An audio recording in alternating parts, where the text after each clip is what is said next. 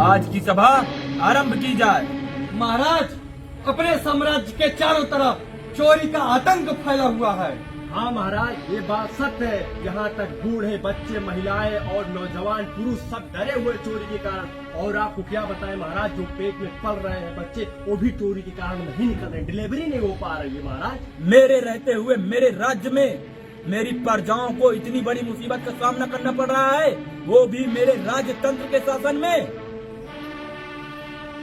हाँ महाराज, मैं भी ऐसा कदापि नहीं सोचता कि आप जैसे वीर योद्धा होते हुए भी अपने राजतंत्र में इतनी बड़ी मुसीबतों का सामना करना पड़े और अपनी साम्राज्य की सेना चुपचाप बैठी रहे।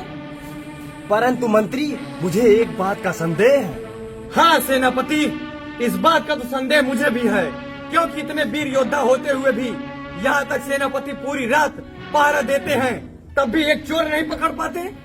नहीं पकड़ पाते, इसका कारण क्या है? अर्थात मंत्री, तुम कहना क्या चाहते हो?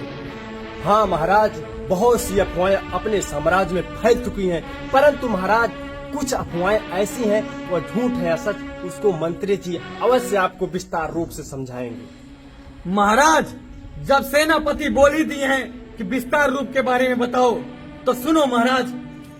जिस दिन मेरा स्वयंवर रचा गया था, उसके अगले दिन रात्रि काल में मैं जैसे ही अपने कमरे में गया तो बिस्तर नहीं लगा था। तत्पश्चात मैंने 2 गद्दे मंगवाए और अपने धर्मपत्नी को बोला, गद्दे के ऊपर एक पतला चदरा बिछा दो। उसके बाद चारों तरफ का दरवाजा, खिड़कियां बंद करके मैं और अपने धर्मपत्नी के साथ रात भर रसपान किए। मंत्री, ये क्या अनाप शनाप बक रहे हो? तुम अपने मार्ग से विचलित हो गए हो।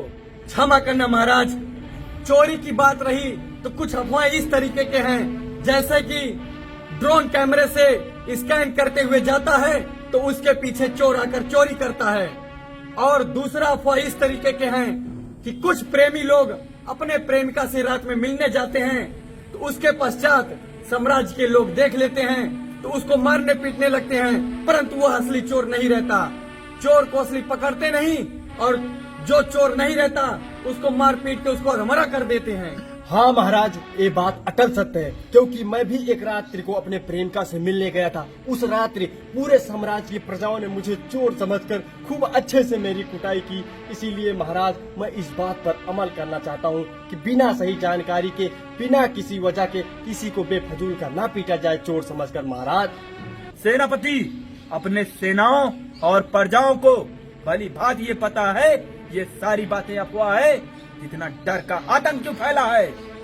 हाँ महाराज, इस बात का तो संदेह मुझे भी है, क्योंकि महारानी गर्भवती हैं। 10 महीना बीत गया है, 11वां महीना भी लग गया है। डर के मारे राजकुमार आपके पेट से बाहर ही नहीं निकल रहे हैं।